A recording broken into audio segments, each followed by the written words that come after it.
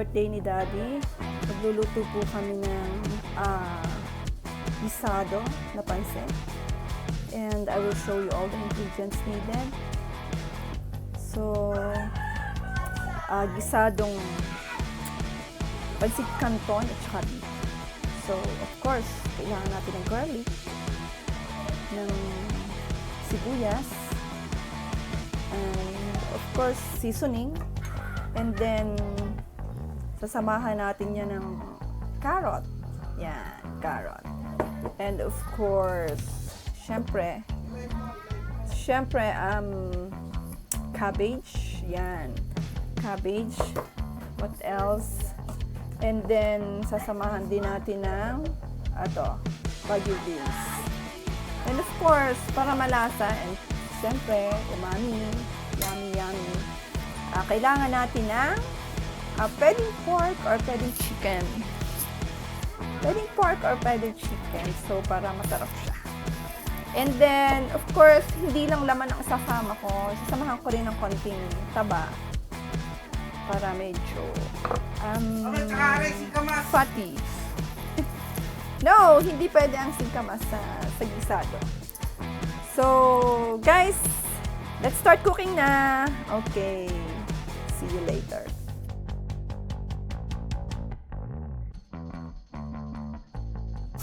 Bawang. And then, medyo nagbabrown na yung bawang. Sunod naman natin yung onion. Yan.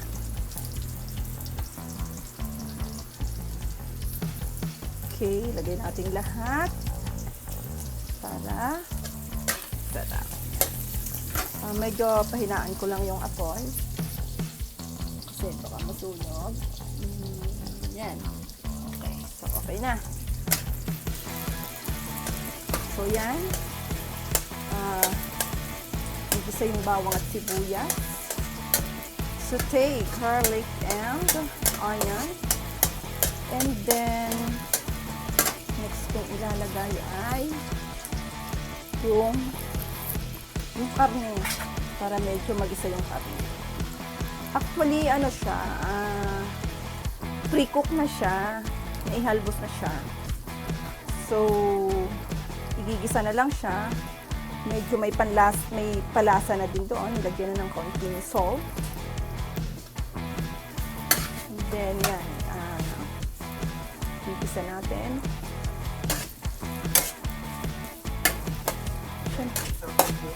Siyempre, lalagyan natin ng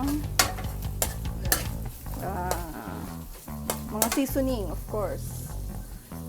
Siyempre, kailangan natin ng garlic. Ito.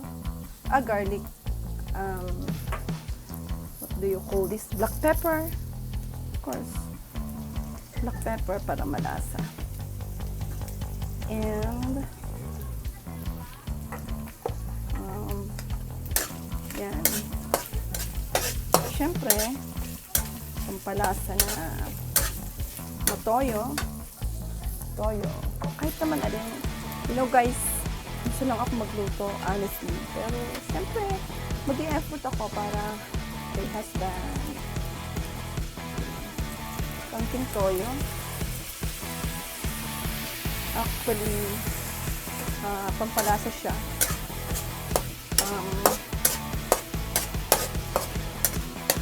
Higisa ko lang siya. Para maging malasa. And then, I will put some magic syrup. Wait. Daddy, can you give me the magic syrup, please?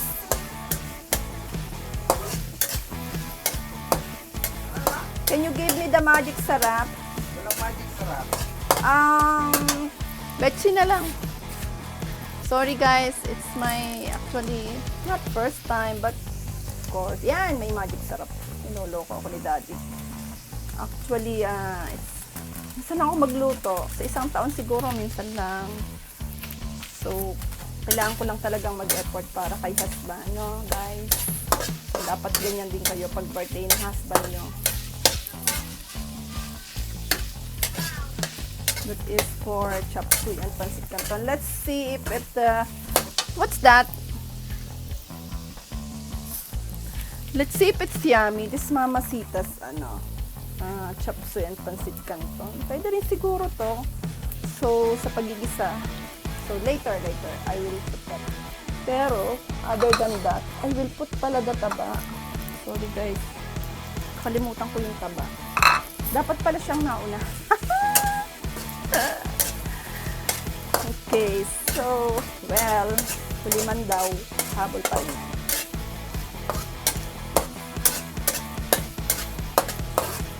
Pasensya na kayo guys, talagang trying hard ito. Trying hard kasi hindi naman talaga ako magaling magluto and I really don't know how to cook. But, syempre, gagawin natin masarap to kahit hindi na ako ganun kagaling magluto. Okay? So, pupulahin lang natin yung taba kasi nahuli eh. So,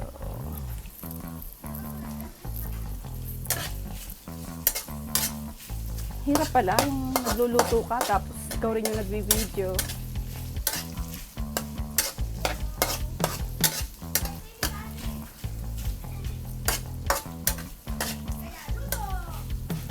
After this, pag medyo nagisa na yung medyo pumula na yung taba. Sorry guys, talaga na late yung taba eh. Pero, okay lang yan. Pag medyo mapula na yung taba, saka natin ilagay yung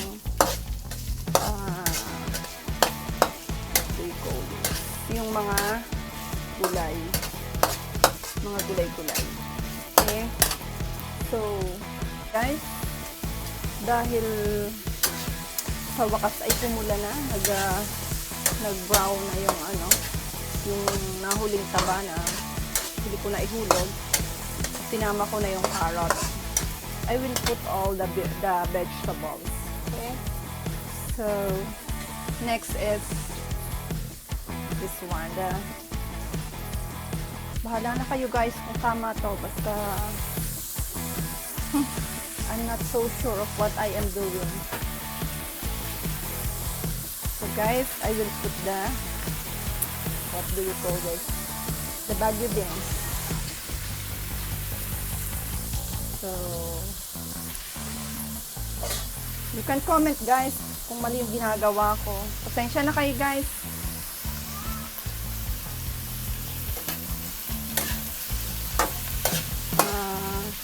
Hindi talaga ako masyadong magaling magluto.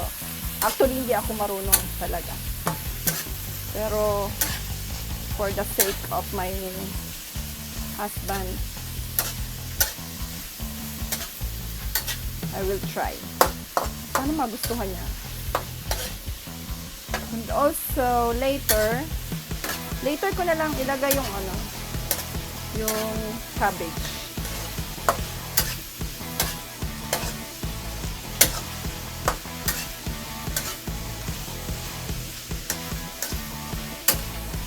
Ayun ako guys.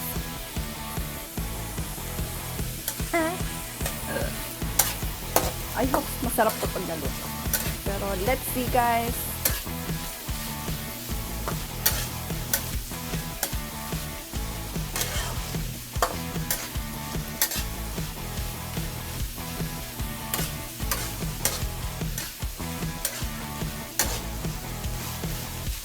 Hindi nyo guys alam yung si husband is the one cooking for us. Kasi masarap siyang magluto actually.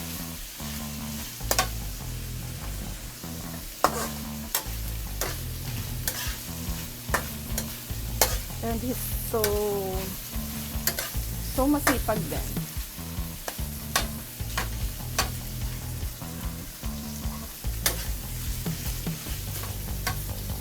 Wait lang guys ha. So, yan guys.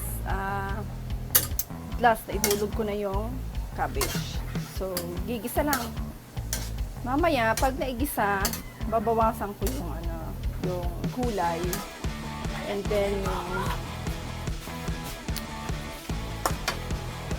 ihuhulog ko yung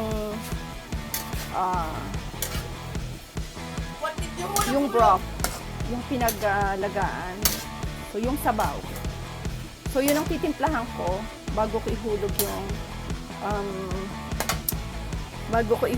yung pansit at saka yung bihon at saka yung pansit canton. Okay? So, yan guys! Malapit siyang maluto. Oh, see? Medyo pumupula na. Hindi ko kasi i-overcook to, kaya yung gulay, tatanggalin ko muna. So, yung sabaw naman yung titimplahan ko. Para dun sa sabaw magkaroon ng lasa and then ihulog na yung pansit. Tama guys? Okay, so paluto na siya. Wait for a while na lang. So guys, yan na. Luto na yung ating gulay. Tsaka yung ginisa ko. So, nabawas ko na. So, papakuloon nilang natin yung sabaw para maluto yung pansit. Okay? Sabaw. Yan na yung sabaw. Titimplahan na lang para masarap. Then mamaya ihulog ko na yung pansit pag kumulo. At saka kung pag masarap na yung timpla niya. So, mamaya pag galuto yun, patitikman ko sa tatlo. Sana masarap. Okay. Okay, so yan guys, kumukulo na. Inuhulog ko na yung pansit.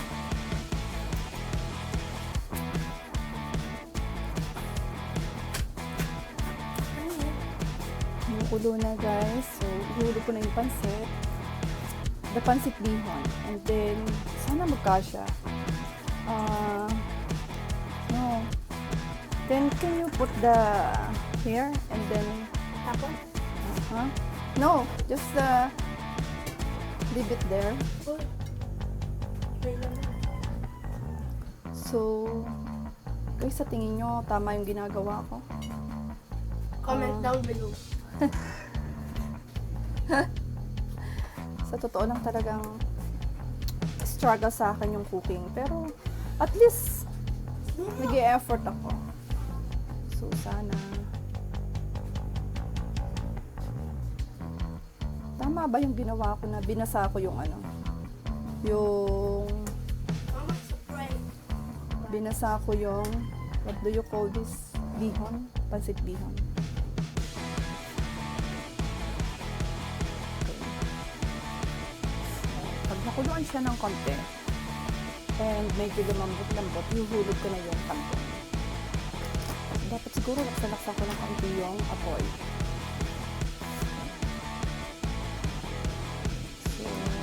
Yan.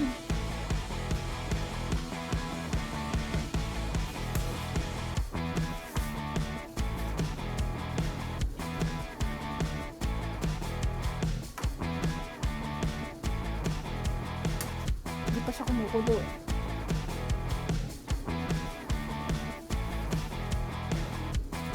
So, hintayin natin kumulo, lumambot ng konti, then pwede na ihulog yung canton. Kasi yung canton kasi, once na makakuluan nyo ng konti, madali kasi siyang maluto kaysa dito sa bihon. So, kaya inuna ko yung bihon. So, as you can see guys, buo pa siya. So, hintayin natin siya lumambot and then later maghihiwa-hiwalay din siya. So, di pa kasi kumukulo eh.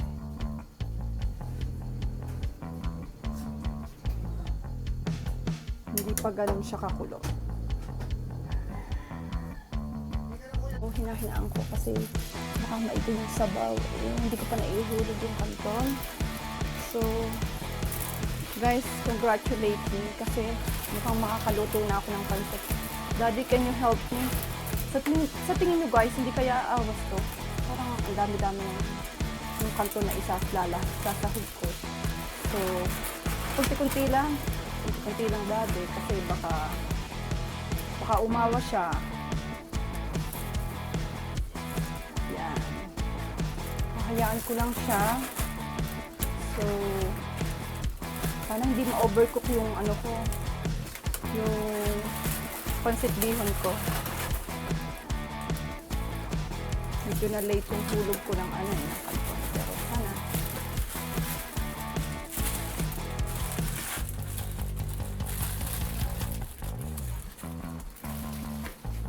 Kaka-excite kasi mukhang makakaluto na ako ng pansit today. And then, I hope it's yummy.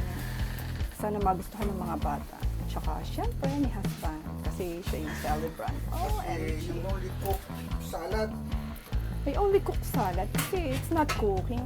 You can just put all the ingredients and then put it inside the freezer and then that's it.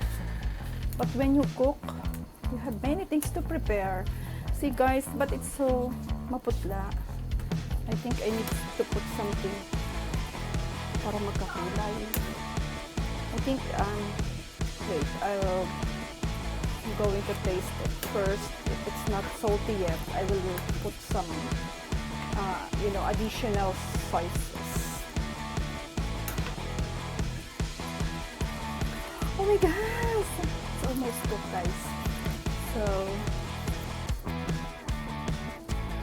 I think I need to add na the other ingredients. The one that I separate. Yung mga gulay, nagilisa ko kanina. So, I think pwede ko na siyang isama kasi paluto na naman siya eh. So, malapit na siyang makain.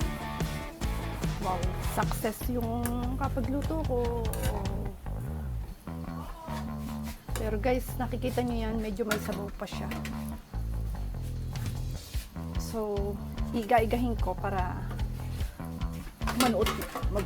sumuot yung lasa. Manuot yung lasa. No? Yan, tinulungan na niya akong paghahalo kasi I'm having a hard time. See? Maputla ba?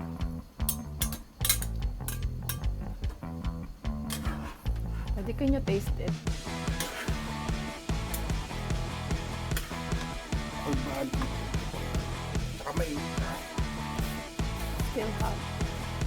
So guys, malapit na siyang makain. Oh my gosh. I'm so happy. Mamaya patitikman ko na yan sa kanila. So, sana magustuhan nila. And I will put some toppings on it. Lalagyan ko siya ng itlog ng pugo on top. Para magustuhan ng mga bata. So, ayan na nga. Mukhang nakaluto na nga ako. And mukhang masarap naman. Tinitikman na ng ni husband. Tapos ito guys, pinapakuloan ko lang yung itlog ng pugo. Para may egg na toppings siya.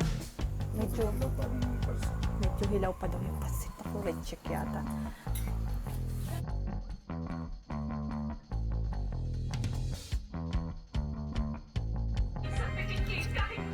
Dati,